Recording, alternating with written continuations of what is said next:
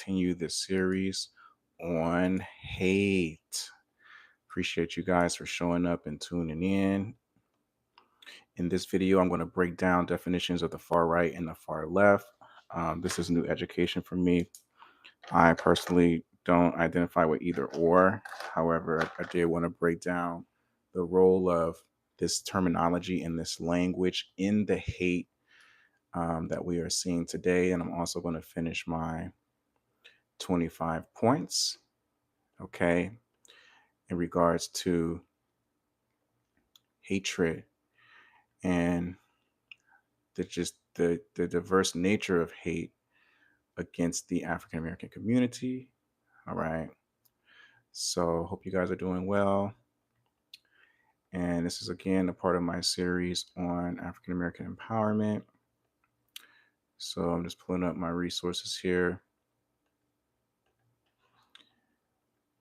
And let's see. Here we go. So we talked about the Webster's definition of hate. All right. Defined as intense hostility and aversion, usually deriving from fear, anger, or a sense of injury. Hate is not merely dislike. It is an active destructive force that seeks to deny opportunities, silence voices, and erase dignity. All right. Shows up in racial slurs on cars, exclusion from hiring processes, and systemic discrimination in schools, in jobs, and things of that nature. All right. Let's see if I can put this thing down. Okay. So, talk about the biblical definition of hate. All right. How the Bible defines hate as a tool of the enemy. Whoever claims to be in the light but hates a brother or sister is still in the darkness. This is from 1 John 2:9. All right. So, talk about how hate can be blinding.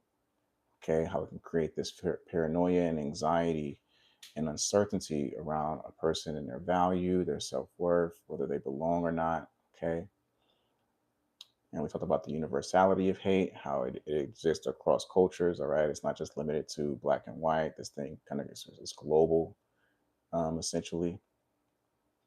All right. And why retaliation jeopardizes the marginalized. All right. We broke that down in the first video. So the 25 phases of hate against African Americans, employment discrimination. We talked about the statistics. African Americans are 13% of the US population, but only hold 3 to 4% of executive leadership roles. So we discussed this. So why it matters, all right? The lack of representation fuels cycles of poverty and reinforces stereotypes. Biblical insight, James 2:1 warns, do not show favoritism, all right? 2, recruitment gatekeeping, all right? And I'm just going to share this one, and then we're going to go into the far right and the far left, what this means. I've been seeing a lot of people say like, oh, this is the left. People are saying like, oh, you're from the right. I'm like, what the hell are they talking about? What is every generation? There's always, and this has been around since the 18th and 19th century, apparently. But man, human beings just can't wait to categorize and group you up into a label you don't know shit about, right? So recruitment gatekeeping, all right, 25 faces of hate against African Americans. Statistics, black job applicants with identical resumes receive 50% fewer callbacks, which could be argued. I mean, if you have like identical resumes with other people, then more than likely, they're going to suspect something, right? If your resume matches other people's. But black job applicants with identical resumes receive 50% fewer callbacks. Why this matters: hate hides behind qualifications. Blocking entry before merit is even proven. Biblical insight, Micah 6:8 reminds us God requires justice. Hey, what's up, Ghost World? Hope you're having a blessed day. God bless you. Thank you for joining. So let's get into this whole far right and far left. We'll get into this 25 hate shades that affect African Americans. I want to talk about this whole far right and far left. You guys be hearing that lately? They talk about, oh, you're left. Oh, these leftists or these rightists. I'm like, man, what is this all about? What are they talking about? So I did some research on this. All right. And I do have my resources for all of you book people out there. So what does it mean to be left? What does it mean to be right? Right? They kind of throw these terms out. So it says, hey, what's up, Margie? How you doing? What's up? Hope you guys having a blessed day. So it says when Americans say someone is with the left, they usually mean that this person aligns with progressive or liberal ideologies. Politically, this often involves policies that prioritize equality, government regulation of markets, social safety nets, and civil rights protections. All right. Well, just looking at this definition, I can see why so many people lump black people up into the left, even though, because I don't identify with left or right. All right. I just want what God says, what's God's truth. All right. About the situation. All right. Make that what you want. But it's like the definitions are clear. Like, even if you're trying to fight for your rights as African American or try to fight for equality, that it just like in a way automatically puts you in the left. Hey, what's up, Javier? No, I don't want to butcher your name. You're automatically in the left based off of this definition. If you're just a black person trying to fight for fair rights, you're just automatically left, apparently. Jeez. So it says politically, this often involves policies that prioritize equality, government regulation of markets, social safety nets, and civil rights protections. In theory, the left advocates for racial justice, affirmative action, and inclusion.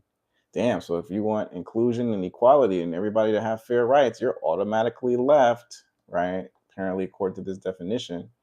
Yet here's the complexity. When African Americans express values, okay, such as equality, justice, or protection of marginalized people, those on the right or in conservative spaces may automatically label them as leftists. See, that's the problem that I don't like about people today, human beings today, man. It's like you have a value system, and your value system automatically makes you eligible to be fit under these different labels. And what they do with these labels is it limits individual free will, free choice. It puts you in a group of people who you may not agree with, right? Or who may not resonate with the same value system that you have. And not everybody's bad who's on the left. Everybody who's bad is on the right. So it says when African Americans express values such as equality, maybe it's just important and priority and valuable to you to have equal equality. If John can get into the job, fucking Dominique should be able to get into the job. It says, so should there be more terms for left and right? That's an excellent question. I'm not sure. This is new to me. I've heard these terms being thrown around. So I was like, well, let me educate myself. I don't know. That's a great point. What do you think, Slumpy Skate? Should there be more, from what I'm looking at, and it seems like with the Charlie Kirk situation when he murdered, a lot of people were like, what did Elon Musk say? These killer leftists. And I'm like, what the fuck? So it's like, damn, what if you just have a value of equality and civil rights? Does that mean you're all of a sudden a killer? Because all the other, it's like, it's dangerous to have these type of categories, really. So it says when African Americans express values such as equality, justice, or protection of marginalized people, those on the right or in conservative spaces may automatically label them as leftists. This label isn't neutral. It can be used to discredit their perspective, minimize their voice, or even place them in danger because it frames them as part of a political side rather than as human beings standing on their moral convictions. For African Americans, this labeling creates unique safety concerns. Expressing your values, for example, justice, fairness, and compassion, right, can be twisted into political identity markers that expose you to hostility. The effect is silencing. You may hesitate to speak up in public spaces or workplaces for fear of being branded as radical or too political. In this way, hate works like psychological control. It forces you into self censorship and isolates you socially. Webster defines hate as intense hostility and aversion, usually deriving from fear, anger, or a sense of injury. In this case, hate weaponizes labeling, attaching political stigma to your identity. Biblically, Proverbs 18:21 reminds us the tongue has the power of life and death. Labeling becomes a tool of death when it erases truth and voice. I agree with you. I don't know how to explain myself without worrying about offending someone. You ain't never lie. It's like you start getting into self-censorship. Man, if I say that, hey, black people should have a right, Hispanics should have a right, Asians should have a right, you know, but specifically black people, because I'm on the African American empowerment series. But it seems like even if you open up your mouth about black people and what they have a right to or fair rights to, you're going to be labeled left. And they're already, from what I'm seeing, looking at the left as like a threat. Like, so we're going to break down the right too. So the far right, when Americans say someone is far right, it usually refers to extreme conservative or nationalist ideologies.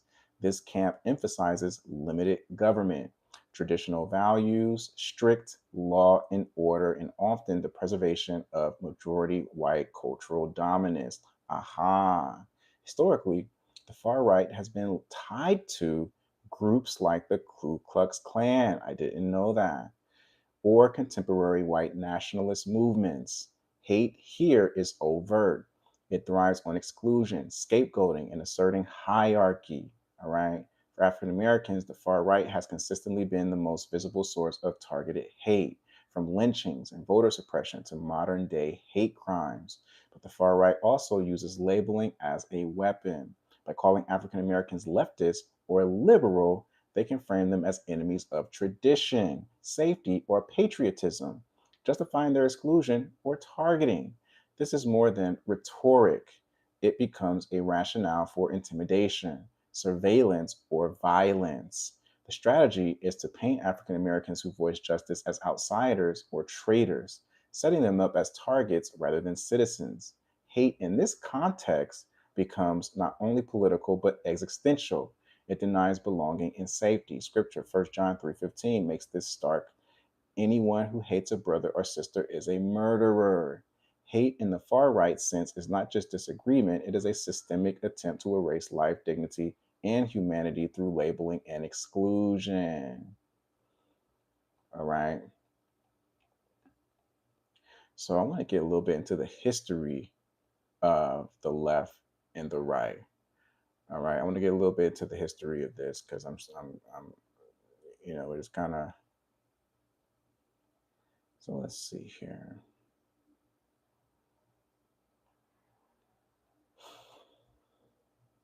The left and the right, huh? Now I have a better understanding.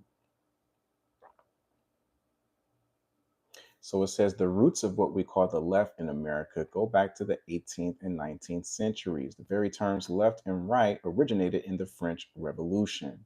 Those favoring radical reforms sat on the left side of the assembly, while those defending tradition and monarchic power sat on the right.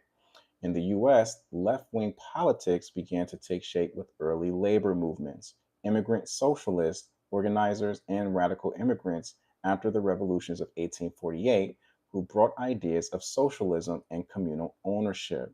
By the early to mid 20th century, the left was closely tied to labor rights, progressive reforms, the New Deal, civil rights, and the anti war movements. For example, the Socialist Party under Eugene Debs pushed for economic justice. Later, civil rights leaders such as Bayard Rustin, Martin Luther King Jr., and groups like SNCC were central left aligned forces demanding racial equality. The left's identity shifted over time, at first more explicitly socialist or labor based, then gradually becoming broader, encompassing civil rights, social warfare, welfare, women's rights, environmentalism, and more. Okay, these historical roots matter because when someone today is labeled with the left, especially an African American person speaking out for justice or equality, that label carries with it centuries of association with challenging entrenched power. Okay, so when you're called the left, it's not just about what you're saying in that moment, it's also about them connecting you to, when the history behind what they believe the left or the right to represent. So it's like not just the left in this moment, it's also historically.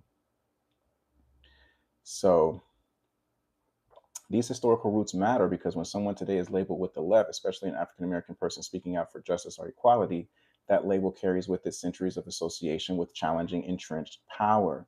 But it also carries baggage, anti communist fears, Cold War propaganda, and backlash. Because of that history, conservative or far right actors can use the label left as a way to discredit, marginalize, or even endanger people who are simply advocating for fairness or equal rights, not revolution. The far right or radical right in the US also has deep historical roots. It gathers around ideas of ethno nationalism, preserving traditional social hierarchies, racial purity, and rules that favor a dominant culture. After World War I, and especially after World War II, right wing movements became more formally organized and ideologically coherent. Groups like the Ku Klux Klan, the John Birch Society, and other nativist or supremacist groups. In more recent decades, far-right ideology has adapted. It leverages fears of demographic change, immigration, globalization, and loss of perceived traditional power.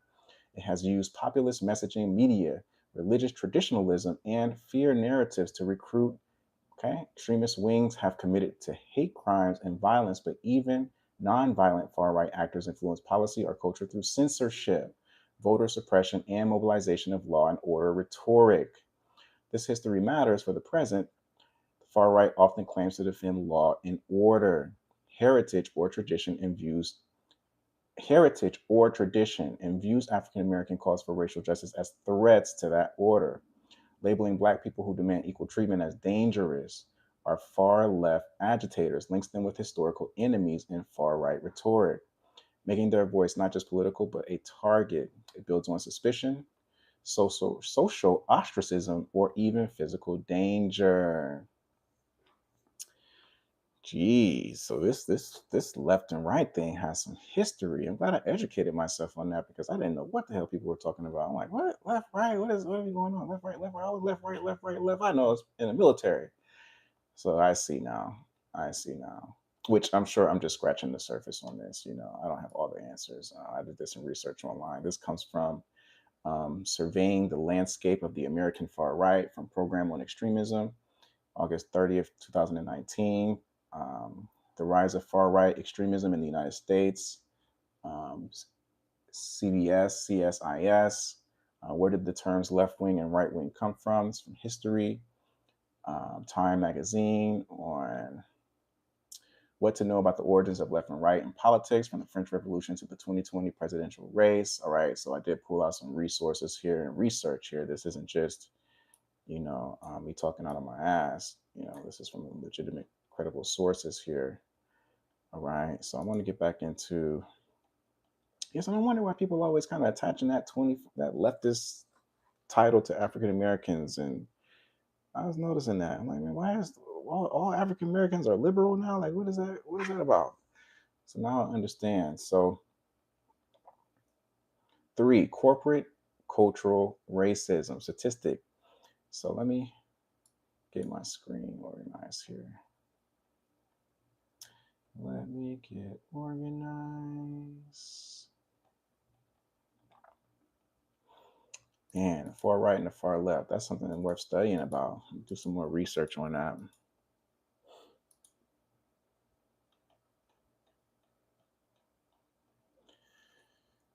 So let's see here. Corporate cultural racism statistic. Incidents like Gucci's blackface sweater show systemic bias in marketing. When these companies, that's one thing about hate is that a lot of the people who perpetuate the hate tend to hide behind their brands, they hide behind their companies, they hide behind, you rarely see the person who's vandalizing, African American property with a lot of hate messages and hate racial slurs. You rarely catch them, right? And that's across the board, vandalizing churches, attacking different racial groups. Rarely see the person that's doing it. They're always hiding, right? That just shows you how weak hatred really is. You never really catch a lot of these people in the act, and a lot of times when they do, you know, um, promote hate, they tend to hide. You never really catch the haters. Even with KKK, they're like some of the most hateful people on the earth, right? Some of the things that they've done and what they do, they hide behind these different long ass gowns, and hate hides, right? Hate hides, and I really noticed that. Why it matters. Blame is diffused across faceless boards, preventing accountability. A lot of people that are engaging in these hate crimes and hatred towards African American they're not really smart, but they're strategic. They know to hide behind like these faceless companies, these faceless brands, so that way you don't have a person that you can really point to. That's why it's so frustrating dealing with fucking programs and companies in America. They're giving you terrible fucking customer service. Anytime you're dealing with the fucking government, right? Maybe you're trying to get your social security benefits. Maybe you're trying to get, you know, fucking workers' comp, whatever it is, benefits. That's anything that's tied from the government. When they give you shitty customer service, you're pretty much powerless. Who are you gonna go to?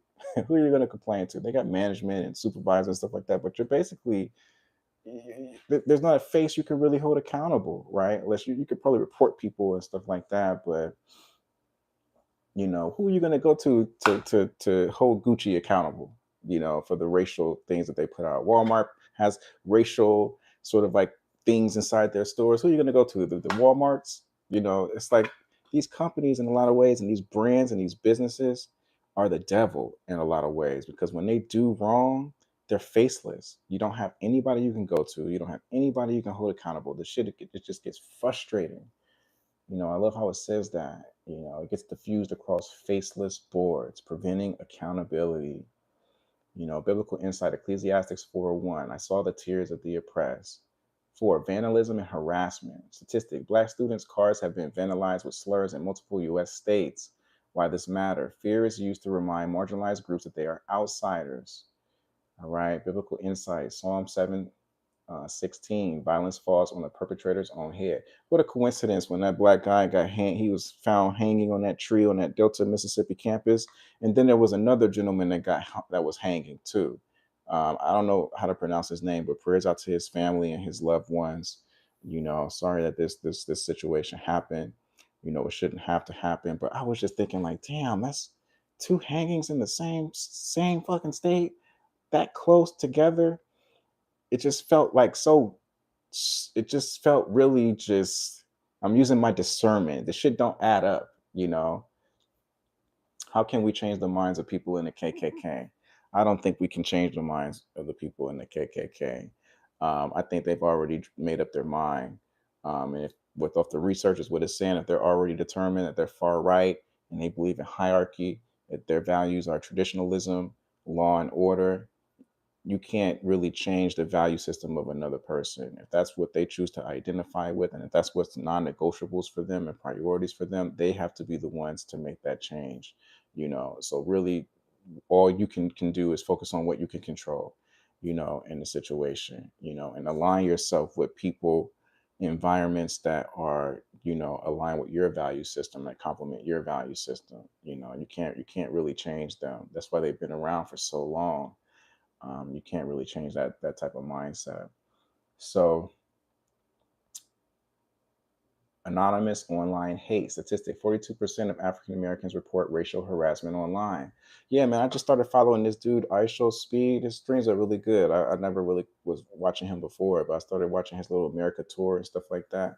They be saying a lot of racist shit, in his chat. And I'm just like, man, not that he gives a damn, right? He's getting paid either way. But I was just thinking, like, man, like, you know, it's just crazy. Like, it's hard to know if they're serious or not, because they're being racist, but then they're showing up to the fucking stream, right? So it's kind of like, okay, who are you really fooling?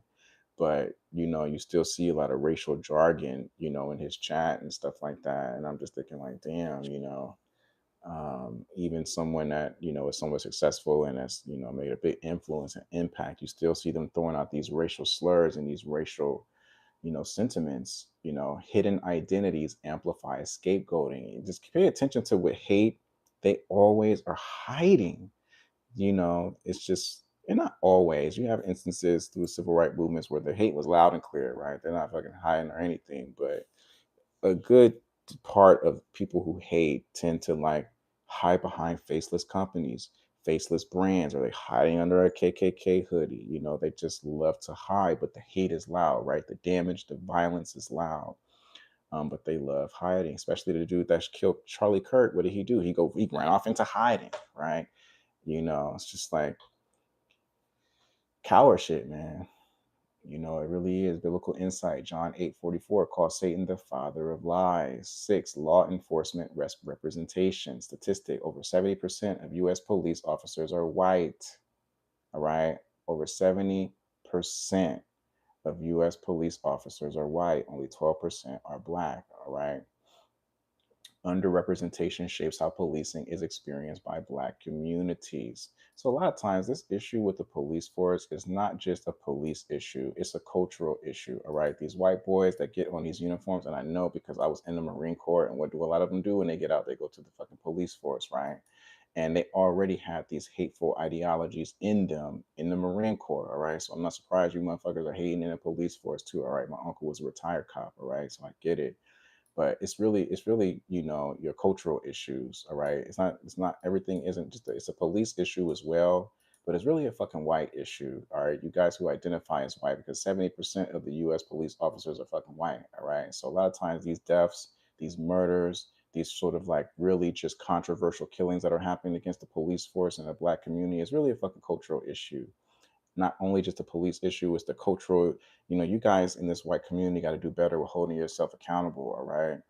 I'm trying to empower black people, and I'm always trying to do my best to kind of, I'm gonna do some videos too on this black on black violence shit that's going on and how that really doesn't really help our fight and help our case. So I'm gonna hold my people accountable as best as I can. But you white people that you're doing a good job. There's a lot of you guys that are out there fighting, and you're standing up and stuff like that.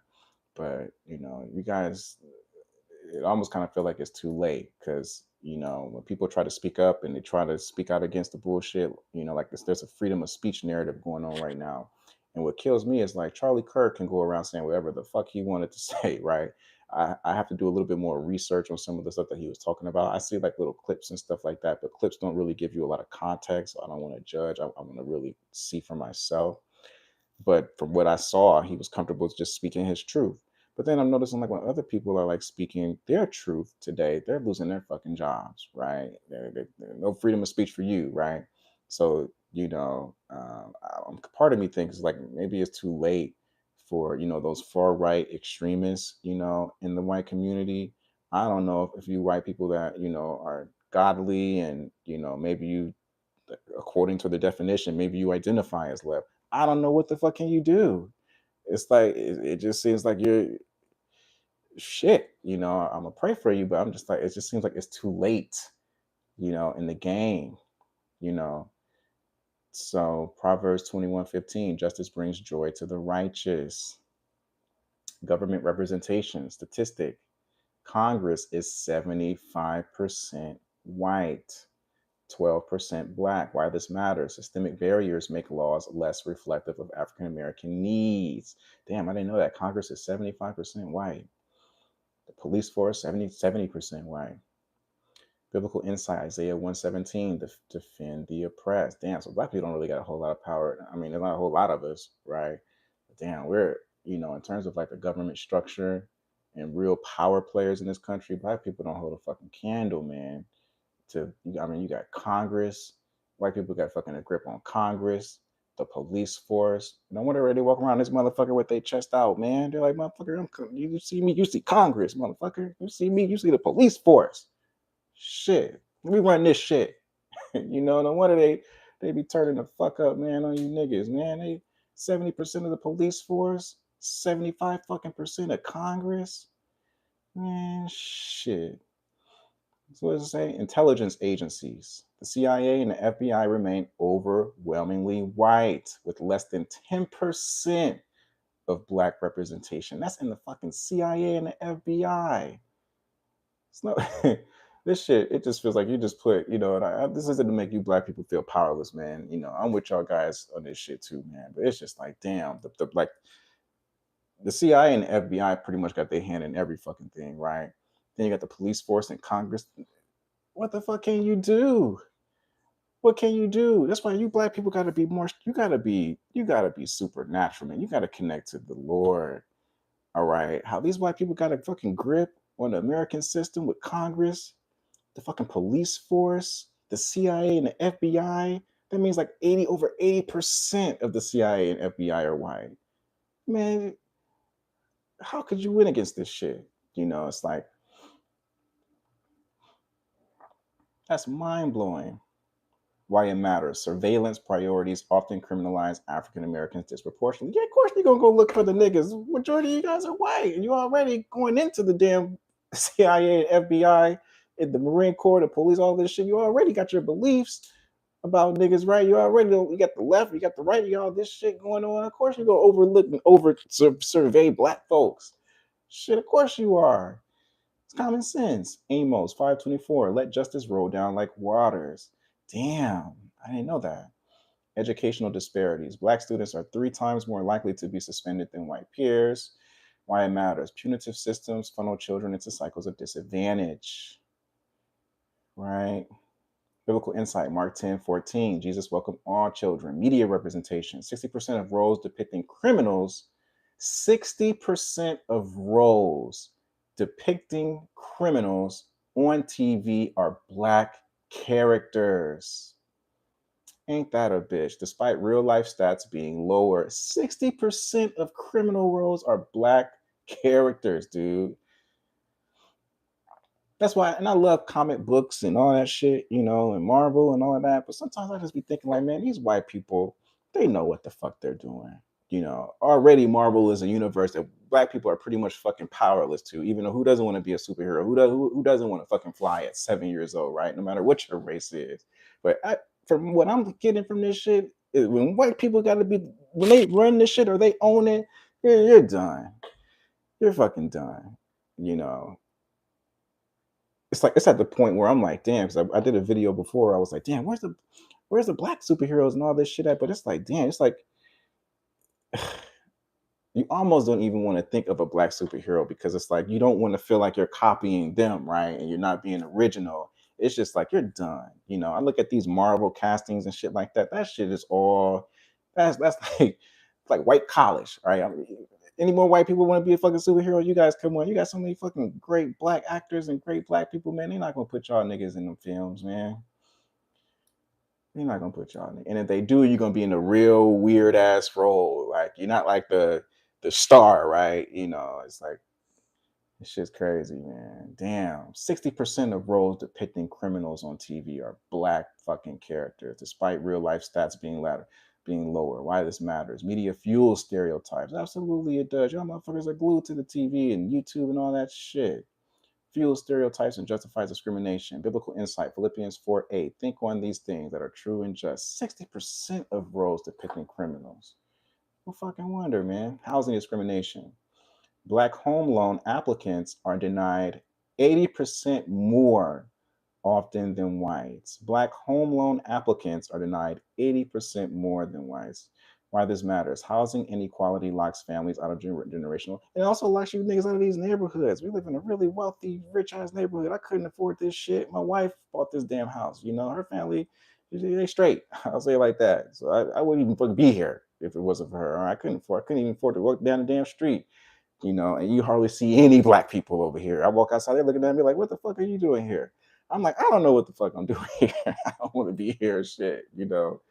But that's why you're not here. Because I'm pretty sure a lot of Black people apply, but these houses are like in fucking millions, dude. And if you're getting locked out of your job because DEI is fucking thrown out the window, so all you niggas that was applying under diversity and some of these companies that were all white, your ass is jobless. How the fuck are you gonna afford the house?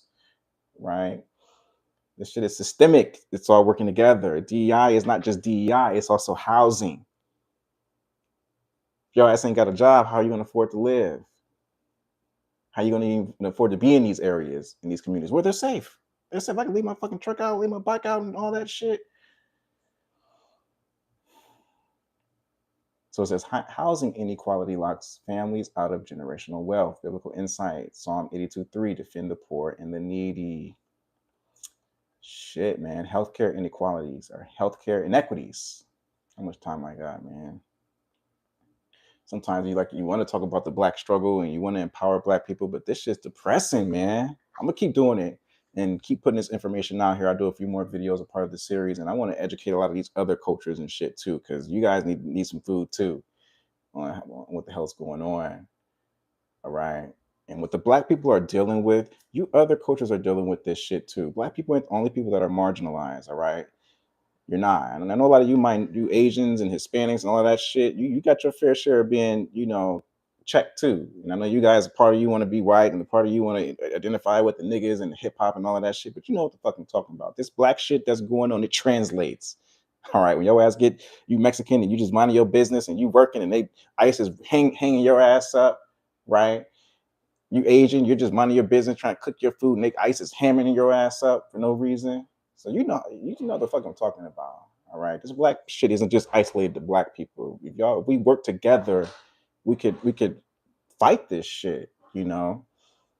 A lot of y'all give up. You're like, nah, fucking man, we're not gonna go against Congress. We're not gonna win against these police, Randy. We're not gonna win against this system, man. We gotta go. We gotta join them. You can't beat them. You gotta fucking join them, bro. You niggas powerless, and then y'all killing each other. You barely get along with each other. What the fuck am I gonna do with y'all? I'm just gonna go to the other side. I'm gonna go to the right. You niggas, whatever's left, right? Shit, man. Racial profiling. Black drivers are 20% more likely to be stopped by police. Why this matters. Everyday life is criminalized. Biblical insight, Exodus 23:2. Do not pervert justice. Man, we just doing everything against the scripture, man. Shit. Hate crimes. African Americans are the number one target group for hate crimes. You see this shit? 28% of all incidents. African Americans, and you don't got one hate crime bill? African Americans are the number one target group for hate crimes, and they don't got one hate crime bill. It almost feel like America just hate niggas, man. Gotta be. You white people know what the fuck you're doing. The racist one, the individuals that happen to be white. All right, I know some good white people out there, but you motherfuckers know what you're doing. You know what the fuck you're doing, man. Number one target group for hate crime. Why does this matter? Yet laws often fail to specifically protect them. Right? Biblical insight, Romans 12:21, overcome evil with good. KKK and radical group statistic. The FBI lists 1,000 active hate groups, many targeting African. You got 1,000 fucking hate groups out here. 1,000 hate groups. And African Americans are the number one targeted, 28% of all incidents, and you still ain't got a damn bill. So that tells me the FBI, CIA, police, Congress, all y'all motherfuckers on the same page. All y'all on the same page against black folks, man. Lack of enforcement emboldens them. Hell yeah, if I'm white and I hate niggas and I ain't got nobody really stopping me and ain't no laws or policies that kind of I can there's a consequence to it. Hell yeah, we fucking powered up. We lit. Shit. I can see that. Biblical insight, Psalm 37:12-13. The wicked plot against the just. Yeah, man. You guys got the deck stacked, man. Economic exploitation. Statistic, black workers earn 30% less than white peers in similar roles. Why it matters. Hate is woven into paychecks. Biblical insight, James 5:4. The cries of unpaid workers reach God. 17, social media amplification. Statistic, algorithms push inflammatory racist content because it drives clicks. Why it matters. Hate is monetized by tech companies. Biblical insight, Matthew 6:24. You cannot serve both God and money. 18, sports exploitation. Statistics, 70% of NFL players are black, yet 90% of the owners are white. Why this matters. Talent is celebrated, but ownership remains closed. Biblical insight, Ecclesiastes 5:8. Oppression comes from high places. Oppression comes from high places. I didn't even know that was in the Bible. Voting barriers. Statistic, voter ID laws disproportionately impact 25% of black voters. Why this matters. Hate cloaks itself in law and order. Biblical insight, Proverbs 29:2. When the righteous thrive, people rejoice. Yeah, so those voter ID laws. Educational access. Statistic, only 7% of U.S. teachers are black. Damn, really? Only 7%, huh? Didn't know that. Lack of representation impacts how black students are treated. Biblical insight, Hosea 4:6. My people are destroyed for lack of knowledge. Entertainment industry, only 6% of Hollywood directors are black. Damn, 6%. Why it matters. Stories are controlled by outsiders. Only 6% of Hollywood directors are black. That makes a lot of fucking sense. Sometimes I'll be going through Netflix and I'm looking, I'm like, man, nigga, a lot of those movies on Netflix and shit, I'm just like, man, this shit I don't give a fuck about this. It don't excite me to watch this shit, It's like, can you black people relate to that? Sometimes you be going through Netflix, all that shit just look like it's made by the white mind. I'm like, damn, you ain't got no more diversity shit. The diverse shit they got is all the typical crime and violence and all the ghetto shit. It's like, damn, man, like black people are more creative than just crime, violence, sex, hip hop, right? It's like we're more than that shit. All right. For all you guys that are not black and that's watching, black people are more than just crime, fucking hip hop music, R&B, sex, sleeping with your wife, husband and wife fight. We're more than just the drama and shit. All right. I'm like, damn, man, ain't nothing on Netflix to watch. All this shit is dry, man. Let's see. 6% of Hollywood directors are black. Damn. Psalm 24:1, the earth is the Lord's, not corporations. Few more, corporate hiring bias. Resumes with black sounding names are 33% less likely to get interviews. Fucking trash man here. Resumes with black sounding names are 33% less likely to get interviews. Damn. I think I saw a study on that. Black sounding names. Ain't that some shit? It done got so bad, man. If you even got a black sounding name, you know. Why it matters. Hate hides in subtle judgments. Biblical insight. Oh, I'm going to add to this video. I was listening to a pastor yesterday how he talked about there was a black author in the Bible, right? And it made it clear why it matter. Hate hides in subtle judgments. Biblical insight. Galatians 3:28. No Jew, Greek, slave, or free. Generational trauma. Studies show racism increases rates of PTSD among black adults. Hate doesn't stop at systems. It invades minds and health. Psalm 34:18. God is near the brokenhearted. A couple more, lack of accountability. Less than 5% of reported workplace discrimination cases succeed. Less than 5% of reported workplace discrimination cases succeed. Less than 5%. Damn. Hate thrives where accountability dies. Isaiah 10:1. Woe to those who make unjust laws. Ooh, man. Systemic culture is the last one. Systemic cultural domination. White Americans hold 80% of senior government and corporate leadership. White Americans hold 80% of senior government and corporate leadership. Why it matters. Fighting hate crimes or fighting hate means fighting entrenched culture. Ephesians 6:12. Our battle is against powers and principalities. Yeah, man. I don't know how the fuck we're going to win without God. This shit is sold up, man. These racist whites who happen to be white. Not all white people are racist. All right, don't take that from this video. You got some good ass fucking white people out there. And you got some good black people out there. But just how the system is set up, majority of these whites dominate every fucking thing. They dominate, I'm talking like over 50, 60%. But now I want to talk about something positive. There is an African in the Bible that wrote, I don't want to butcher his name. He wrote in the Bible.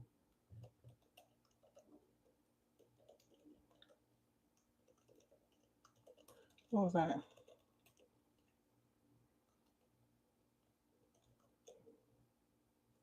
What was that guy's name?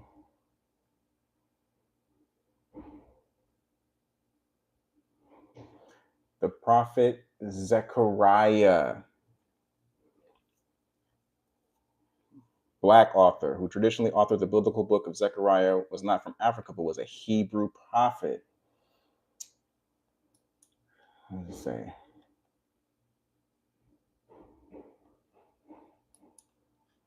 Let me get this. Let me get some.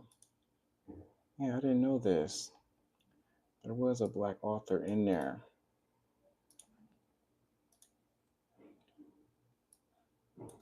You know, I read some depressing shit, man. So I gotta power you black people up, man, because that's depressing, man. It's like the system is like you're basically powerless, man, to these forces, man.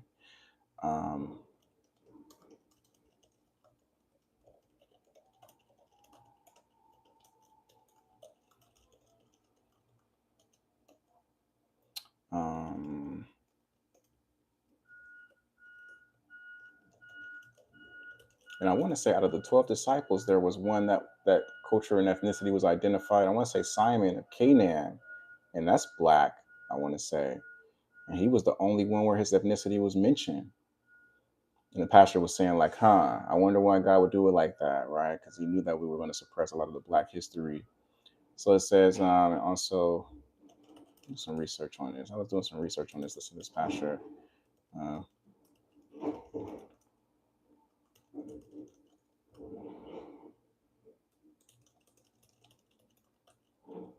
Yeah, Zephaniah, I want to say he was a Cushite. Zephaniah, that's looking out. And what Cushite means, right? Being from Cush, you know, they want to suppress as much black history as possible. They hate us, man. I know they watching this video. They're like, man, I hope this dude go to hell. I know they hate me. I already know you do. I don't need you to tell me that. I don't really care, man. I got the grace of God over me, man. I know where I'm going. So let me see.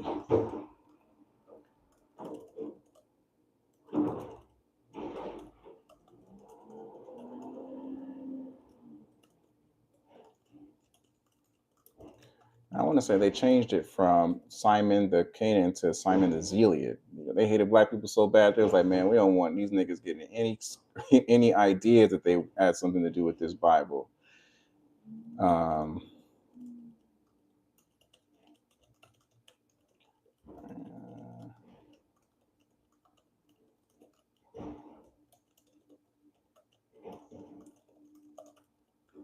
Let's see, man. Let me get some research on this before I close this, man.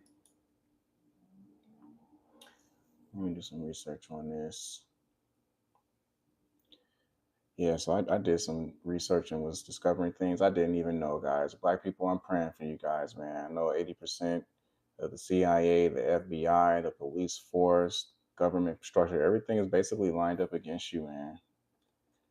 You know, really praying for you guys, man, to stay strong, man. I didn't know it was this deep, man. So it says the book of Zephaniah. So there is a black person who wrote a book in the Bible, all right? Black people were not just off in the middle of no fucking where in the woods, naked, all right, and uncivilized. There was actually a black person that wrote a book of the Bible. Zephaniah in the Old Testament gives us insight into the prophet's heritage and ethnicity. Zephaniah is introduced as the son of Cushi.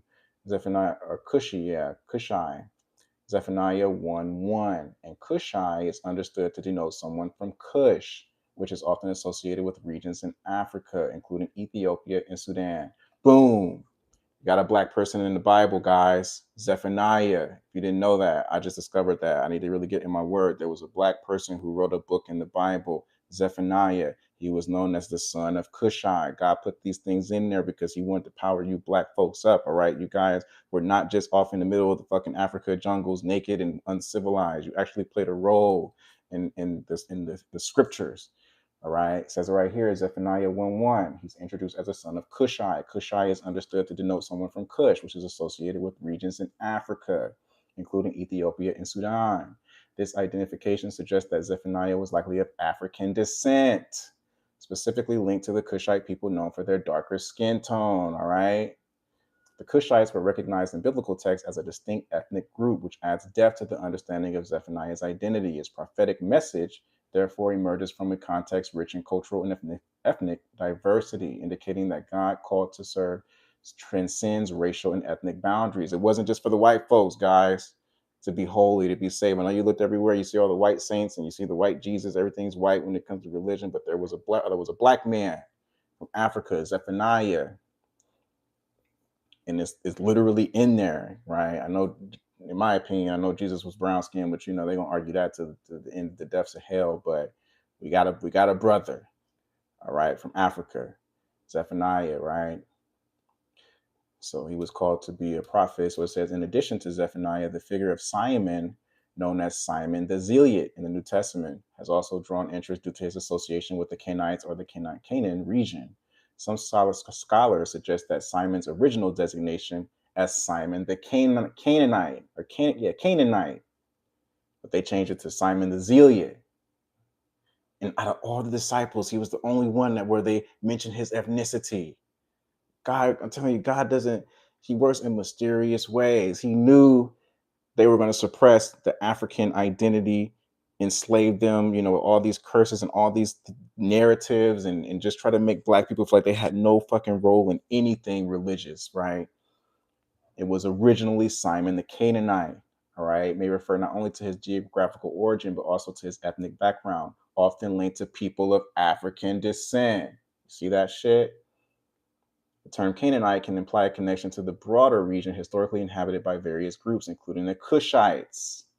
This perspective emphasizes the diversity of the early Christian community, which included individuals from various ethnic backgrounds, including those from Africa and surrounding regions. The term Cushite refers to people from the region of Cush, which encompasses parts of modern-day Ethiopia and Sudan. Cushites were known for their distinct culture, language, and physical attributes, often characterized by darker skin. Right? So, guys, we got one. In biblical narratives, Cushites were sometimes viewed with both intrigue and prejudice, reflecting the complex dynamics of race and identity in the ancient Near East. For instance, in Numbers 12:1, Moses' Cushite wife, right? Moses had a black woman, right, is mentioned, which led to controversy among the Israelites. Israelites probably mad as hell. This highlights that Cushites were recognized within the Israelite community, albeit sometimes with negative connotations. So black people were dealing with prejudice even back during towards the Moses time. They didn't like us, man. Damn.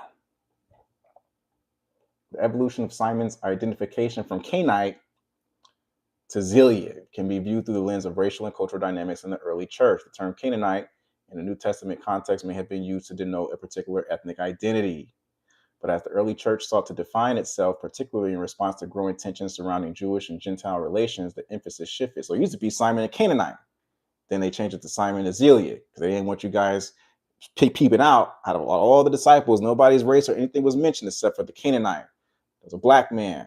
All right. God is so good, man. I'm telling you. God loves black people too. All right. We got a book of the Bible. I'm going to say it again. Zephaniah, he was a Cushite, black man. Simon was a black man. Moses married a black woman. All right. Something wrong with that. That's great. Right. Jeez. They even make you feel guilty for even acknowledging black people's role in history, man. Like they don't even want you to even champion the diversity. Shit, far right is probably like, damn it, you guys. It's like, man, you guys is mentally sick, dude. Sick in America, man. You're sick as fuck, bro. That's what it say. The designation of Simon as the Zealot may have been an attempt to emphasize his political and revolutionary zeal against Roman rule, moving away from an ethnic label that could evoke racial. They was like, no, we don't want this nigga to be, we don't want them to know he was black. These black people are cursed. We can't let them know that a disciple was black. And we can't let them know that there was a book in the Bible that was written by a black man. They're supposed to be fucking cursed. Why are they writing books of the Bible? Why are they prophets? We gotta keep this damn narrative going. Right?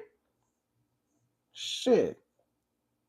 This change reflects broader societal attitudes toward ethnicity and the necessity for early Christians to navigate their identities in a multicultural and often hostile environment. The shifting of Simon's designation from Canaanite to Zealot also highlights the complexities of racial and cultural identity within the biblical narrative. In the ancient world, names carried significant weight, often reflecting social status, ethnicity, or political affiliations. By emphasizing Simon's zealotry, the early church leaders may have sought to focus on his character and mission rather than his ethnic background. This could suggest a conscious effort to foster unity among believers from diverse backgrounds, encouraging them to identify more with their mission and faith rather than their racial or cultural origins. Like, okay, yeah, because it wouldn't have mattered for black people who were oppressed for fucking 400 years and were taught they were nothing but animals and beasts and getting murdered to know that there was people in scripture and religion that were actually African. That wouldn't have helped nothing, right? The fuck out of here. This transformation in nomenclature can also be seen as a reflection of the early church's desire to create a more inclusive community. The early Christians, while rooted in Jewish traditions, were striving to embrace Gentiles and people with various ethnic backgrounds by downplaying ethnic designations and emphasizing shared beliefs and purposes. The early church sought to break down barriers and foster a sense of belonging among all believers. The narratives surrounding figures like Zephaniah and Simon offer a glimpse into the rich tapestry of identities in the biblical narrative. Yeah, they basically didn't want you black people to know your greatness, man.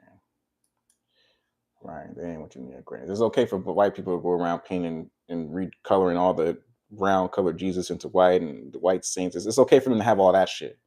All right. But damn it, you better take that Canaanite off of Simon and you better put Zealot, right? But they got everything else in religious fucking art white.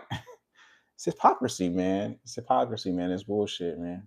I just want to give you black people something positive, man. There is a black author in the Bible. His name was Zephaniah, all right, the Cushite. And also Simon, he's a disciple, right? The only disciple whose race and ethnicity was mentioned, but they got rid of that shit, right? For intensive purposes, which you know why we're dealing with today. But anywho, I know you guys probably not even paying attention, but I appreciate all my viewers, all my supporters, man. I got to get back to work. I basically skipped my lunch, man, just to get this information out, man, because this is important, man. I didn't even know we had a black author in the Bible, man. That's so empowering. You know, black people are not just animals, man, and criminals. All right, we were prophets too. We had a purpose too biblically. All right, and you got a purpose too today. All right, black man, you got to keep yourself up, man. And I'm gonna do another series or another video on this just black on black crime and what I believe is going on and playing into it and how it could be fixed. Are you gonna listen to it? Is it gonna make a big difference? I don't know. I don't want to shoot myself down, but I do want to take responsibility for my community and do my part. Right? I can't change everybody else if it should burning in my own house. So, but that's all I have, man. I hope you guys have a blessed day. Black people, you're great. You're loved. All right. I know the systems may appear on the conditions, right? It seems like they're against you. The odds, it seems like they're against you, but there's a bigger God that's higher and that's bigger than these conditions. All right. He's all powerful, right? He has the world in his hand, right? All this little shit. You have a greater almighty power that loves you, right? He loves all people. Okay. Hope you guys have a blessed day. Thank you for watching. I'm out.